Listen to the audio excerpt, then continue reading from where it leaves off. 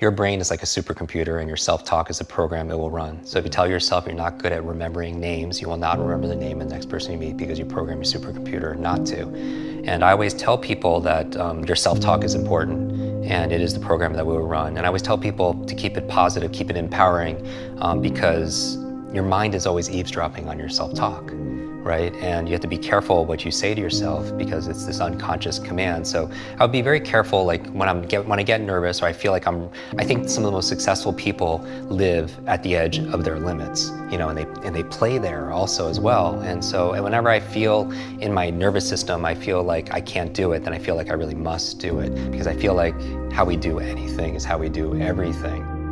Knowledge is power, then learning is your superpower.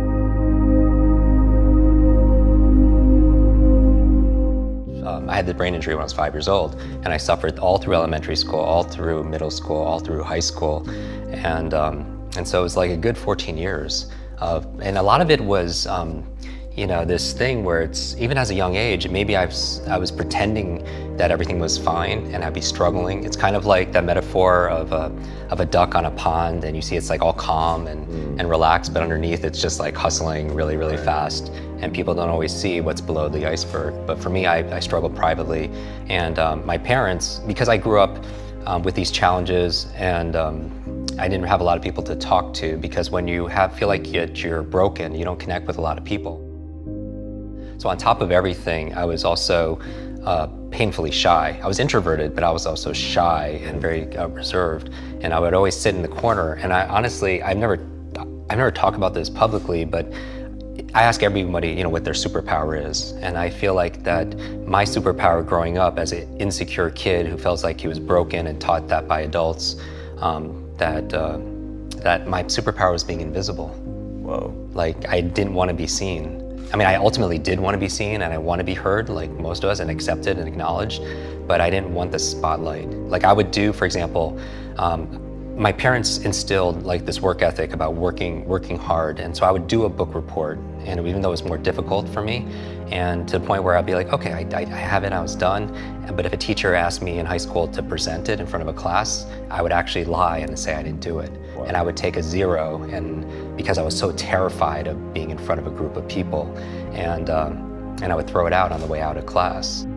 As they say, what you practice in private, they say you're rewarded for in public. Right. But you have to do the work. And I think that's where I got my work ethic. The challenges is growing up with a brain injury and labeled the boy with a broken brain. I had to work so much harder as everybody else, and you wonder why you're not getting those results.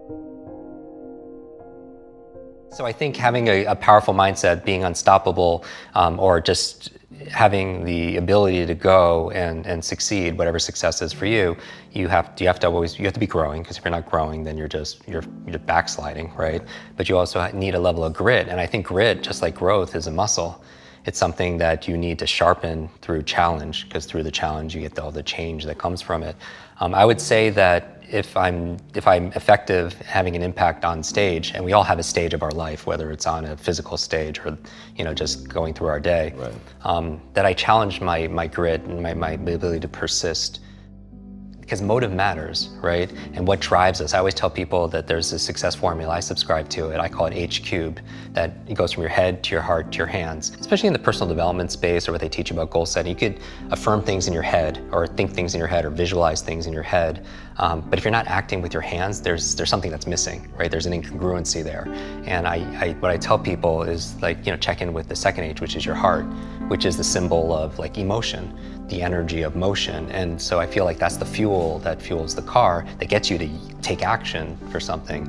And I do believe what got me through it is figuring out what my why was, right? I don't want people to suffer the way I did. If I could do anything about it, for me, it's like no brain left behind, right? Because I lived with that identity for so long. And my message to people, whether it's on stage or on the podcast or anything, is that we are more than what we're demonstrating, that we've been sold this lie, that people are taught through school. Like when I do these demos and I on stage memorize 100 names and words and numbers forwards and backwards, and it appears effortlessly, I always tell people, I don't do this to impress you, I do this to express to you what's really possible, because the truth is everyone can do this too, and so much more. Apply towards creativity and focus and flow and problem solving and thinking and really overcoming the biggest challenges of their life and maybe even the world. The challenge is we were taught a lie. We were taught a lie that somehow our intelligence, our potential, our learning, our memory somehow is fixed, our creativity is fixed, our thinking is fixed like our shoe size.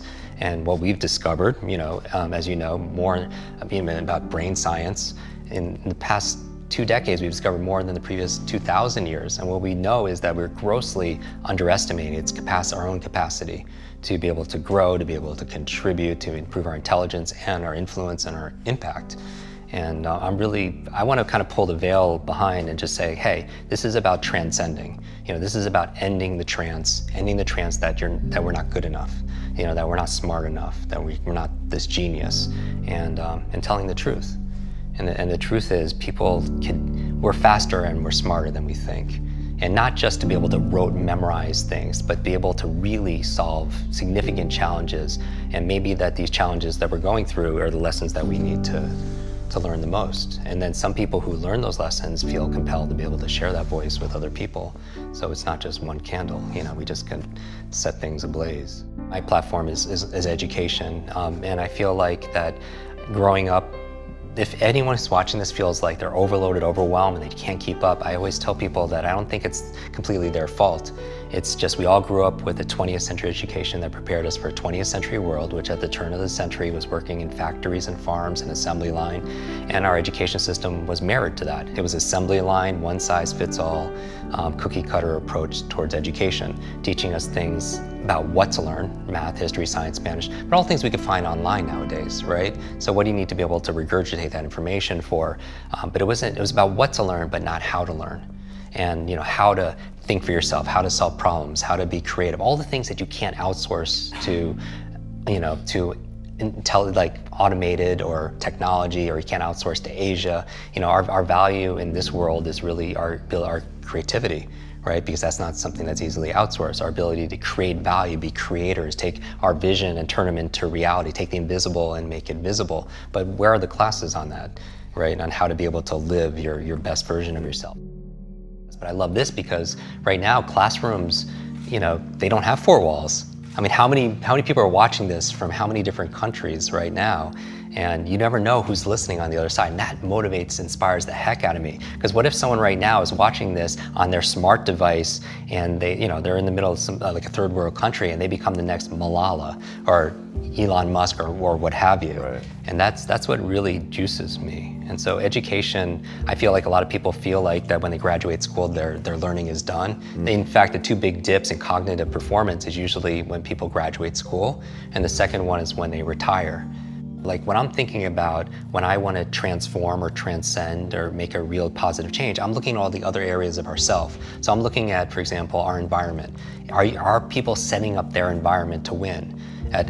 So change doesn't just happen at this level of behavior, but you have to change the environment. So for example, if you want to stop eating a certain food, it helps to be able to have not have that food in your home, right? So you change the environment. If you want to read more, it helps to set up your environment where you have the books readily available, where you're going to read it because they perform. How I approach habit change is this area of motivation and this trigger, right? You want to trigger it to help remind you to do the behavior, right? So are you setting up the environment in a way that triggers the behavior that you want? But not only the environment is like the when and the where, but it's also the behavior is also the capabilities. Because a lot of people want to change a behavior, but they're not training in the abilities. It's exercise when we talk about self-awareness being a superpower, really knowing who we think we are. Because if we don't believe that we're a public speaker or we're a great parent or we're a great learner or genius, then we'll never be able to reach our full potential, because that will always be the ceiling that we bump up against. There's certain times of the day it's better to work out. There's better times of the day to be able to make love. There are better times of the day to be able to read, to check email, to ask for a raise. So I would think about like if geniuses find their element, their sweet spot, and they set up their routines and their rituals throughout the day to be able to align with their time when they're most productive, right? If they don't have a lot of energy in the morning, working out is probably not as good as doing it some other time. So the when and the where, and setting up your environment for success, because all your triggers are there that allow them. So I think geniuses set themselves up. So for example, they have their laptop, but they only use their laptop for work, and it's anchored, that's part of their environment, it's anchored to get them into flow states to be able to write or be productive. They don't use their laptop to binge on Netflix, right? They have an iPad that they use when they do that because that's the state that they want to anchor for that, and they don't use that iPad to do work. And so my thing when it comes to success rituals and high performance and making an impact is that we all have that sovereignty, we all have that power, and whenever we put it out there and give it out to somebody else, like we're a thermometer, right? The metaphor I always talk about, it's like we're either thermometers or we're thermostats. And a thermometer, you think about the functionality of it, it just reflects what the environment is giving it, right? It just reflects the temperature and stuff. But a thermostat is different. It sets a standard, it sets a goal, it sets a vision, and the environment changes along with it. And I feel like our happiness, our joy, our level of fulfillment, our success is all dependent on where we put the locus of control. And I feel like we have more power than we realize in these cases. And it's hard because we have to fight media, we have to fight marketing that's always telling us about all the things that are going on in the world. But we live in an abundant universe, right? I mean, we talk about the matrix, which pill people are gonna take. And that determines everything. And every single morning, you determine what color pill you're gonna take. I watch and I listen to your show and maybe a handful of things I read each day because I need to keep it positive. I want hope and I'm looking for help. I'm looking for inspiration and also instruction.